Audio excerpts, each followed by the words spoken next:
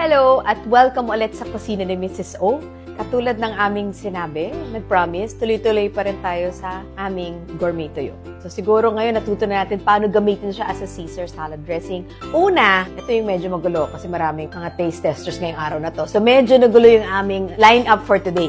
Originally, plano ko was to actually create carbonara tuyo.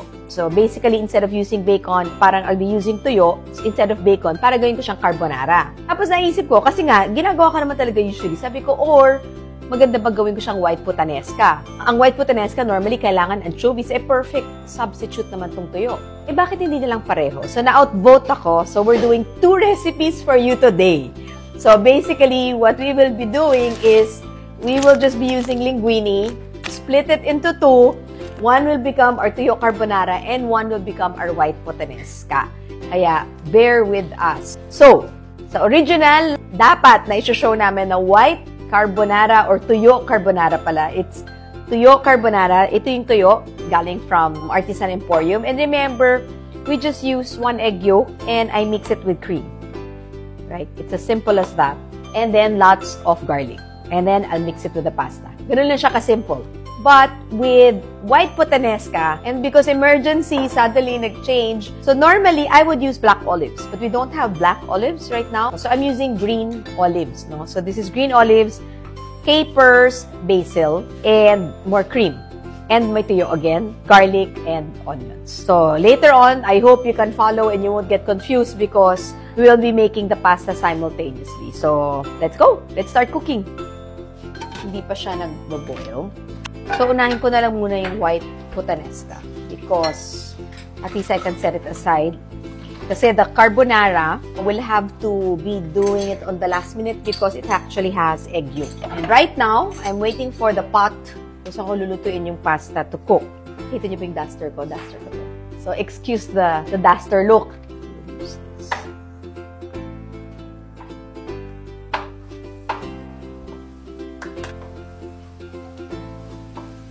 And I left some later, no, for our carbonara.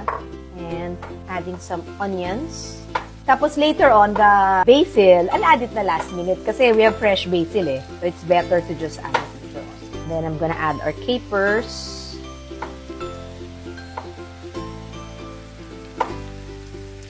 And then the green olives. Kasi wala akong black. Although, I'd like it better with black. Yan. Ayaw natin masunog yung garlic. So, we're just sauteing it. Let me check. I know it tastes weird, but you might think it's too salty, but we will add this half. There. And then I'm gonna add some black pepper. It smells good. Can you smell it? So, it's actually mixing it all up, no? When you cook puttanesca, normally, it's anchovies, no? The original recipe.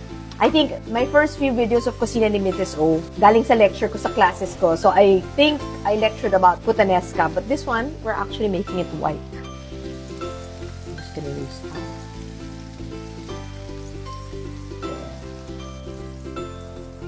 half a cream lang.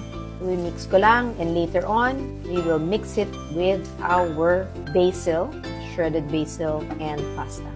I think this is already vigorously boiling. Let me just exchange Yan,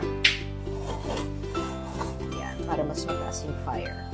Para mas mabilis maluto ang pasta. So ito, luto na to. Let me set it aside. Make a mental note. This is the white puttanesca. Dahil baka malito kayo.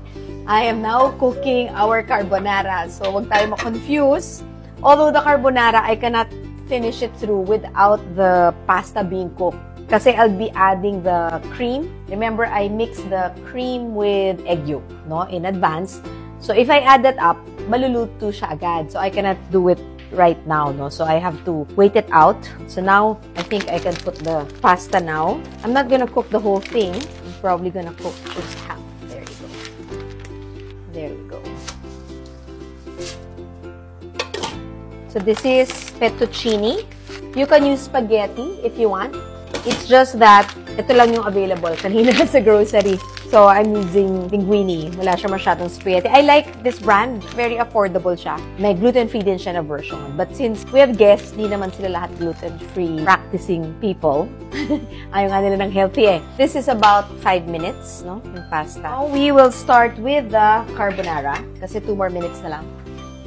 Naluluto na yung ating pasta. Oops. Yan. So, kanina, with the white puttanesca, there was onions, diba? For the carbonara tuyo, it's all garlic lang. There. So, ito dapat mag-garlic siya. Or else, walang saysay. Actually, yung original carbonara, wala ngang cream eh. So, it's just all egg yolks. Ito, medyo mas marami to. So, we're gonna cook it a little bit. I'm gonna put it in low fire because we don't want the garlic to burn. And then this one, i-revive ko to, iinitin because ilalagay ko yung ating pasta. So, huwag mo na akong tanongin, dapat i-review nyo kung bakit puttanesca ang pangalan. Ayoko na ulitin yung story because we are a wholesome vlog.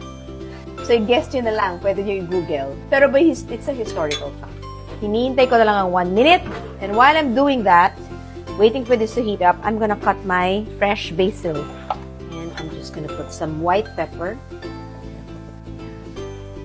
So, ito, I'm gonna turn off the fire sa likod. But, you know, even if I turned it off, nagko-continue yan, maluto. So, I'm gonna...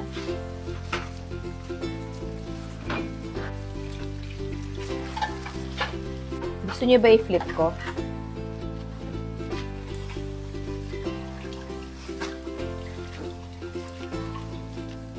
I still got the touch. Yun. There, I'm just gonna make sure there's enough salt because the cream really has no salt. There we go. So, I'm gonna turn it off for a while. Let's mind the... Para ako nag-work ulit sa restaurant.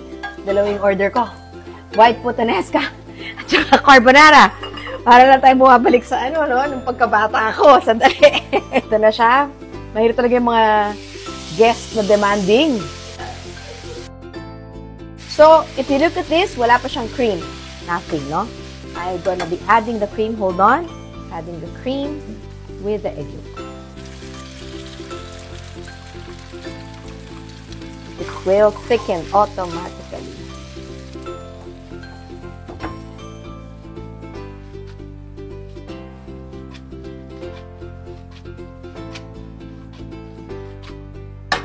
Akala niyo, papalpak ako, no?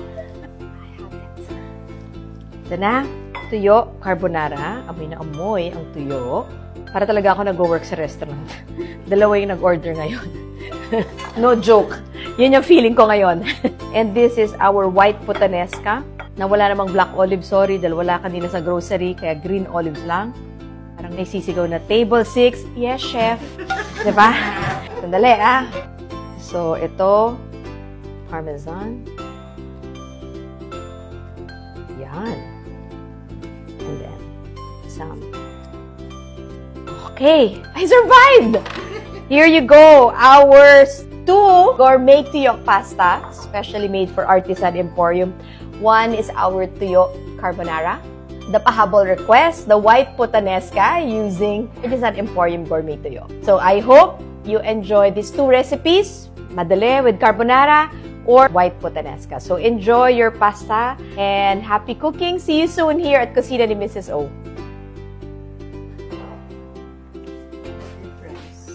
One last.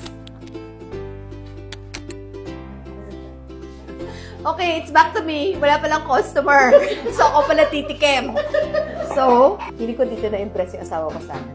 The first time nag-date kami, ganyan ang kawain ng pasta.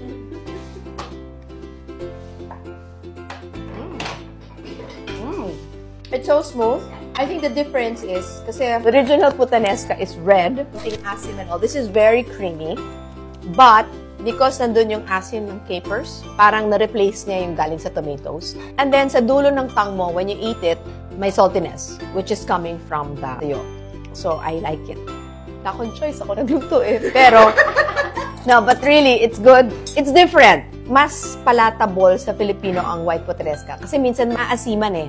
Pag titingnan natin lahat or i-google mo yung recipes sa puttanesca, sometimes naasiman sila because it's tomato-based. And now, this is our carbonara. Tingnan mo siya. Very thick siya because of the egg yolk.